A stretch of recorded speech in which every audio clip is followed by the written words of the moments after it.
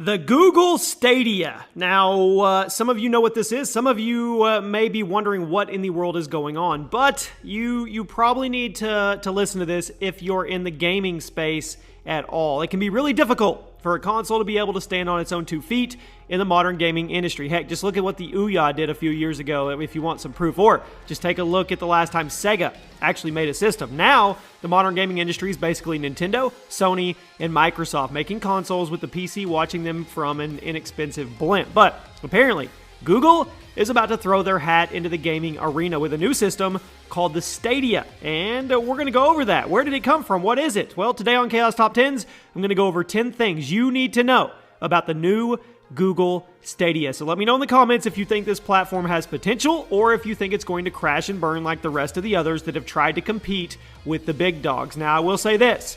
None of those others were Google. Drop a like. Here we go. Kicking things off, it's not a physical console. Now, let's get this one out of the way. The Stadia is not a console. Well, it's not a traditional console. From what we know right now, it seems to be somewhere in between a traditional game console and a digital distribution service like Steam or Origin. There will be no physical console. It will just be a digital destination that you go to and you load your games from. This also means that, like Steam, your games will be digital and your library and save files will carry over from device to device. Now, there is one massive change from a platform like Steam on the Stadia, but we're going to get to that a little later in the video. At number 9, it was announced very suddenly.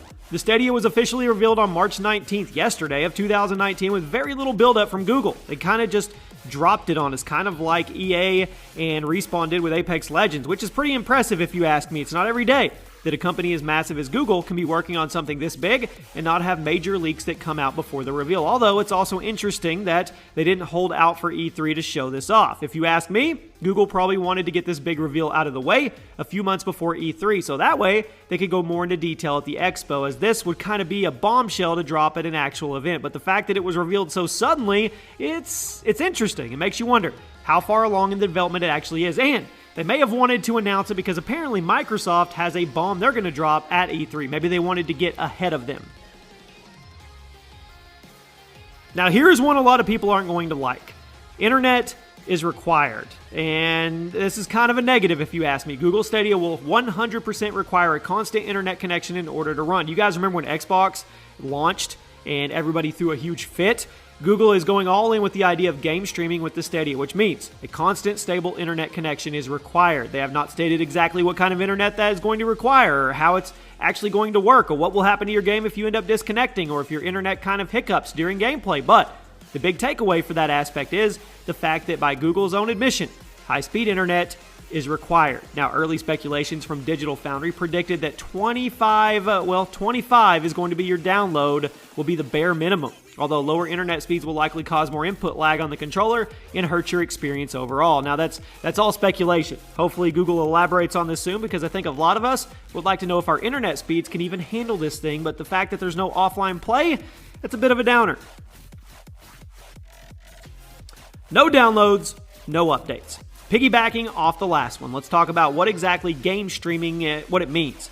According to Google, the Stadia will feature no downloads or updates. You just click on the game and it loads up. Now, I'm assuming all the updating and patching for games will be going on behind the scenes at Google HQ. So that way, when you're streaming it to your TV, you're getting the most up-to-date version of it. This is interesting. It's an interesting trade-off when you look at these two things right next to each other. On one hand, you need a constant internet connection. There's no offline play. But on the other hand, you never have to wait for downloads or updates again. So do you think it's a worthy trade? I'm kind of in the middle on this right now. I'm the kind of person who will happily wait for downloads and updates if it means I don't have to rely on a constant connection to Google servers, or because, like I said, what happens if the servers go down? What happens if my internet isn't up to snuff? What happens if there's a little connection hiccup? There's just so much that we don't know about the technical specifics at this moment.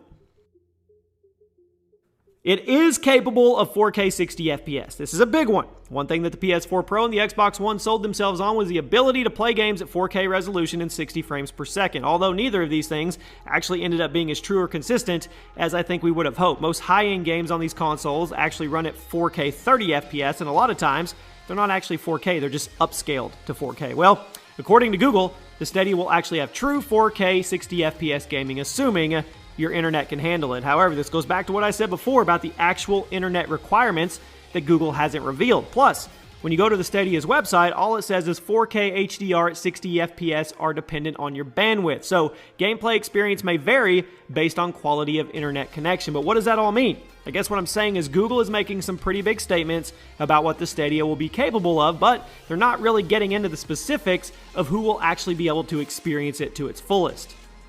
This month's giveaway is for a new PlayStation 4 console. All you have to do to enter is drop a like on this video, be subscribed to the channel, and turn on your notifications so you never miss an upload. And in the comment section, let me know why you want to win the PS4 and include your Twitter handle so I can contact you if you're the winner. The winner will be announced at the end of the month. Speed. One of the main things that Google is boasting on the Stadia's website is the fact that it will be very fast, and this should be obvious given the fact that the Stadia is not a physical console, but the amount of emphasis put on it definitely suggests it's going to be a quick service. The website states that you can go from watching a video to playing a game in seconds, with the reveal demonstration stating that everything will load up in 5 seconds or less. We'll see. That way it's worded, it's kind of vague, but Google is definitely putting a lot of eggs into the speed basket here, but if it really is as good as they say it's going to be, the Stadia will be able to load games very quickly without much interruption, if any, from outside sources. It's just unclear how much of a technical load this is actually going to end up being, but hopefully we'll find out soon.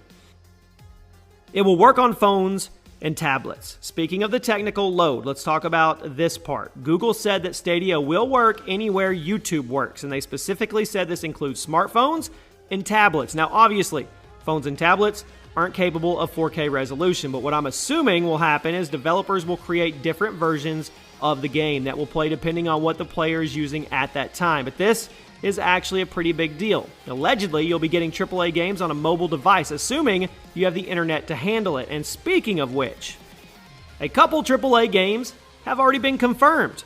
Google was pretty quiet about exact games that will be available through the Stadia, but the first 2 games that were confirmed were Assassin's Creed Odyssey and Doom Eternal. Now, Odyssey was extensively shown off during the reveal presentation, and Doom Eternal was briefly shown off in the promotional trailer. Google also confirmed that developers Q Games are working on a game for the Stadia, also heavily implying that it would be an exclusive, but there were no details about what the game would be. I guess I expected a little more from a company as massive as Google. Well, it is what it is. The promo trailer did feature a few jump cuts of images that could have been other AAA games, but I'm taking those with a grain of salt for now since no actual titles were stated. A new system can live or die on its launch titles. We've seen that, and the fact that only 2 games are confirmed right now, that's a little worrisome. But to be fair, that's probably a decent amount of time before this thing actually launches, so more games are probably going to be confirmed.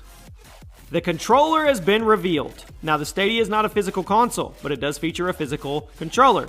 Judging by the early info we have, the controller will be wireless, but it isn't actually compatible with every Stadia device. It will sync up to TVs via Chromecast, but it's not a requirement to play. According to Google, if you're running the Stadia on your PC, you can use any USB controller you already have to play the games, although they didn't specify if the mouse and keyboard support would be available as well. It has to be, right?